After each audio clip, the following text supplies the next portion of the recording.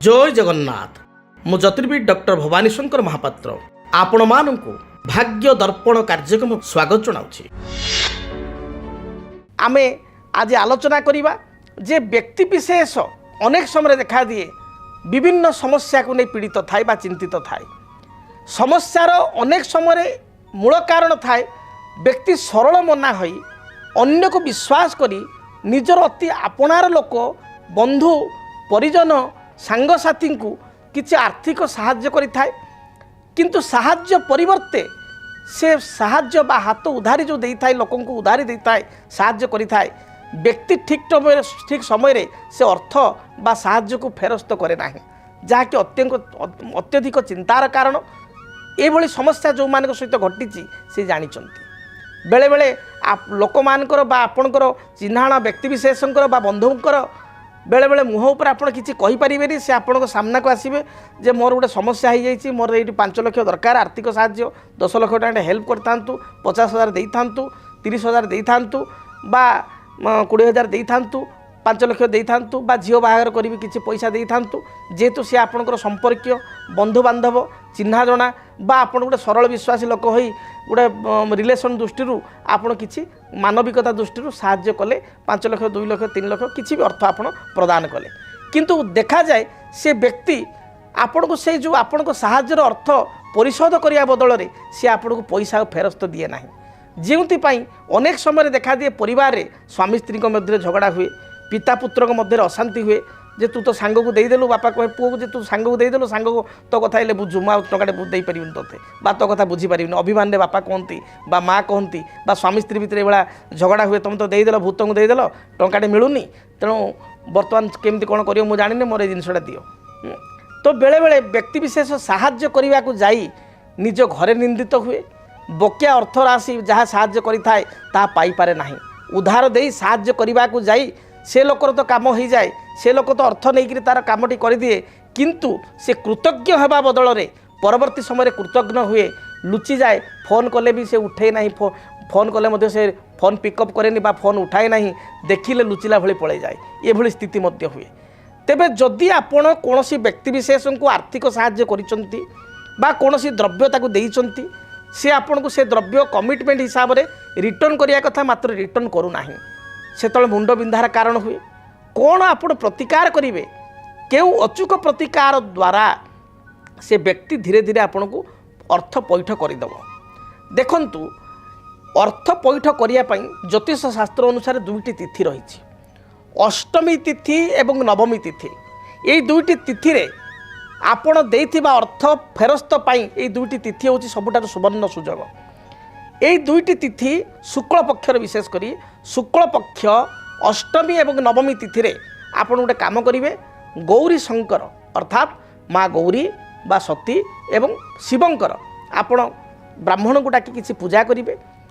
एवं पूजा स्थल रे आपण समस्त देवादेव को देवती को किसी आहुति देवे, किसी हवन करेंगे बा आहुति देवे एवं आहुति रे सुनिश्चित भाव में माँ गौरी एवं शिव को प्रार्थना करी अंबिका बा शिव को प्रार्थना करी हे माँ अंबिका हे माँ गौरी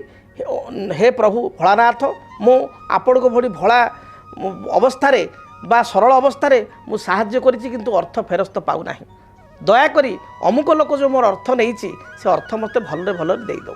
यह चिंता करी श्वेत तिल तिल 2 प्रकार, गोटे हूँ कला राशि आ गोटे हूँ धला राशि। श्वेत तिल रे आपण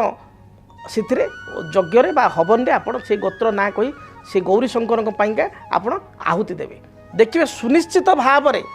ये प्रक्रिया द्वारा आपणकर बकिया अर्थ राशि फेरस्त मिलिबो। ये कार्य को आप निश्चय करेंगे। यह सहित आपण आउ एक प्रतिकार करें कौन सी मंगलवार दिन आपण गोटे भोजपत्र नेबे, से भोजपत्र आप नेबे, भोजपत्र मार्केट पूजा दुकान में मिले कदली पत्र भाया टी पतला एवं लंबा पत्र बहुत आहरी पतला कदली पत्र ठू भोजपत्र आ भोजपत्र रे लाल साही रे बा लाल काली रे किंबा रक्त चंदन घरिकी रक्त चंदन ये आपण कौन करेंगे डालिंब काठी साहाय्य जो आपणकर निजर नाम निजर गोत्र आपण ना आपण गोत्र आपण बापा ना गोटे साइड लिखिए एवं जो लोक अर्थ आपण नहीं तार गोत्र यदि जानी भल कथा, जदि गोत्र ଜାଣିଛନ୍ତି ଗୋତ୍ର ଲେଖିବେ, ଗୋତ୍ର ଜାଣିନାହାନ୍ତି କେବଳ ତା ନାଁଟି ଲେଖିବେ ଏବଂ ତାକୁ ଟିକେ ଶୁଖିଯିବା ପରେ ସାହିଟି ବା ଆପଣଙ୍କର ଡାଳିମ୍ବ କାଠି ସାହାଯ୍ୟରେ ଯେଉଁ ଆପଣ ଲେଖିଥିବେ ରକ୍ତଚନ୍ଦନଟି ଶୁଖିଯିବା ପରେ ଆପଣ ଅଶ୍ୱସ୍ଥ ବୃକ୍ଷ ମୂଳକୁ ଯାଇ ଗୋଟିଏ ଗାତ କରି ସେଇ ଭୋଜପତ୍ରଟିକୁ ଗାତରେ ପୋତିଦେବେ, ମାଟି ଭଲ ଭାବରେ ଆପଣଙ୍କର ମିଶାଇ ଦେବେ ଏବଂ ସେଇ ବଟ ଆପଣଙ୍କର ଯେଉଁ ଅଶ୍ୱସ୍ଥ ବୃକ୍ଷ ମୂଳରେ ଆପଣ ପିପଳ ଗଛ ବା ଅଶ୍ୱସ୍ଥ ବୃକ୍ଷ ମୂଳରେ ଶନି ମହାରାଜକୁ ପ୍ରାର୍ଥନା କରିବେ, ହେ ପ୍ରଭୁ ଆପଣ କର୍ମକାରକ, ମୁଁ ଧର୍ମକୁ ସାକ୍ଷୀ କରି ବିଶ୍ୱାସ କରି ଅର୍ଥ ଦେଇଥିଲି, ସେ ଲୋକ ଯେମିତି ମୋତେ ଅର୍ଥ ଦେଇଦେଉ। ଏହା ଚିନ୍ତା କରି ଏକମୁହାଁ ହୋଇ ଆପଣ ଘରକୁ ଆସିବେ, ପଛକୁ ଅନେଇବେ ନାହିଁ। ଦେଖିବେ ସୁନିଶ୍ଚିତ ଭାବରେ ସେ ବ୍ୟକ୍ତି ଯେଉଁ ଅର୍ଥ ନେଇଥିବ 21 ଦିନରୁ ଆପଣଙ୍କର 40 ଦିନ ମଧ୍ୟରେ ସେ ନିଶ୍ଚୟ ଆପଣଙ୍କୁ ଅର୍ଥ ଦେଇଦେବ। ଯଦି ଆପଣଙ୍କ ପ୍ରକୃତର ପ୍ରାପ୍ତି ଯୋଗ ଥିବ ବା ଆପଣ ପ୍ରକୃତରେ ଦେଇଥିବେ ବା ତାକୁ କିଛି ଆପଣ କଟୁ କଥା କହିନଥିବେ, ଭଲରେ ଅର୍ଥ ମାଗୁଛନ୍ତି ମାତ୍ର ସେ ଦେଉନାହିଁ, ନିଶ୍ଚିତ ଭାବରେ ସେ ଆପଣଙ୍କୁ ବକେୟା ଅର୍ଥ ଫେରସ୍ତ କରିଦେବ। ଏହା ଏକ ଅଚୁକ ଉପାୟ, ଏହି ଉପାୟକୁ କରନ୍ତୁ। ଏବଂ ଆଉ ଏକ ସାଧାରଣ ଉପାୟ କରନ୍ତୁ, ପ୍ରତ୍ୟେକ ଶନିବାର ଦିନ ଆପଣ ଭିକାରୀଙ୍କୁ ବା ବିକଳାଙ୍ଗ ବ୍ୟକ୍ତିଙ୍କୁ କିଛି ରେଜା କଏନ୍, ଆଜିକାଲି କଏନ୍ 5 ଟଙ୍କା ବି ଆସୁଛି, 20 ଟଙ୍କା କଏନ୍ ବି ଅଛି, 10 ଟଙ୍କା ବି କଏନ୍ ଅଛି, ତେଣୁ ଟିକେ ତା ମନ ସନ୍ତୋଷ ହେଲା ଭଳି 10 ଟଙ୍କିଆ ବା 20 ଟଙ୍କା କଏନ୍ ଜଣେ 2 ଜଣ 3 ଜଣ ଭିକାରୀଙ୍କୁ ଯେତିକି ଆପଣ ଶକ୍ତି ସାମର୍ଥ୍ୟ ଯେତେବେଳକୁ ଦେଇପାରିବେ, ନିଶ୍ଚୟ 10 ଟଙ୍କିଆ 5 ଟଙ୍କିଆ ବା 20 ଟଙ୍କା କଏନ୍, ବିଶେଷ କରି ତାକୁ ଟିକେ ଖୁସି ଲାଗିଲା ଭଳିଆ 10 ଟଙ୍କା ବା 20 ଟଙ୍କା କଏନ୍ ତାକୁ ଆପଣ ଦାନ କରନ୍ତୁ। କ୍ରମାଗତ ଭାବରେ କୃଷ୍ଣପକ୍ଷ ଶନିବାର ଠାରୁ କାର୍ଯ୍ୟ କରିବେ। କୃଷ୍ଣପକ୍ଷ ଶନିବାର ଠାରୁ କ୍ରମାଗତ ଭାବରେ ଆପଣ 7-8 ଶନିବାର କରନ୍ତୁ। ଦେଖିବେ ସେ ବ୍ୟକ୍ତିବିଶେଷ ଯିଏ ଆପଣଙ୍କ ଠାରୁ ଅର୍ଥ ନେଇଛି, ଉଧାର ଅର୍ଥ ଆପଣ ଫେରସ୍ତ ଦେଉନାହିଁ, ତାହେଲେ ନିଶ୍ଚୟ ଫେରସ୍ତ ଦେଇପାରିବ। ଆଶା କରୁଛି ସରଳ ପ୍ରତିକାର କରନ୍ତୁ ଏବଂ ଆପଣଙ୍କ ଜୀବନରେ ଯେଉଁ ସମସ୍ୟା ରହିଛି ସମସ୍ୟାର ସମାଧାନ ପାଆନ୍ତୁ। ଯଦି ଆପଣଙ୍କ ଜୀବନରେ ବ୍ୟକ୍ତିଗତ ପାରିବାରିକ ସମସ୍ୟା, କର୍ମକ୍ଷେତ୍ର ନିଯୁକ୍ତି, ବୈବାହିକ ସମସ୍ୟା, ବାସ୍ତୁଦୋଷ ଏବଂ ମାଲି ମକଦ୍ଦମା ଆଦି ସମସ୍ୟା ଥାଏ, ତାହେଲେ ସମସ୍ୟାର ସମାଧାନ ଓ ପରାମର୍ଶ ପାଇଁ ଆମକୁ ଯୋଗାଯୋଗ କରନ୍ତୁ। ଜ୍ୟୋତିର୍ବିଦ doctor Bhabani Shankar Mahapatra, Budheswari colony, plot number 26, Bhubaneswar. Phone number 9776833302 9439444924। ଆମର ୱେବସାଇଟ୍ www.srijagannathastro.com। କେମିତି କଟିବ 2026 ମସିହାରେ ଆପଣଙ୍କ ଭାଗ୍ୟ? କେଉଁ ରାଶିରେ ରହିବ ସମସ୍ୟା ଆଉ କିଏ ହେବେ ଲାଭବାନ? କେମିତି ରହିବ ମେଷଠାରୁ ମୀନରାଶି ପର୍ଯ୍ୟନ୍ତ ଭାଗ୍ୟଫଳ? ଜାଣିବା ପାଇଁ ଦେଖନ୍ତୁ ଆମ କାର୍ଯ୍ୟକ୍ରମ 2026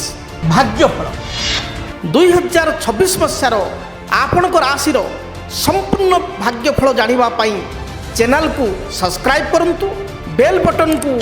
ଅନ୍ କରନ୍ତୁ, ଦେଖନ୍ତୁ DTV ଓଡ଼ିଆ। DTV ଓଡ଼ିଆ ଦେଖିବା ପାଇଁ ସବସ୍କ୍ରାଇବ୍ କରନ୍ତୁ ଏବଂ ବେଲ୍ ଆଇକନ୍କୁ ମଧ୍ୟ ଦବାଇ ଦିଅନ୍ତୁ।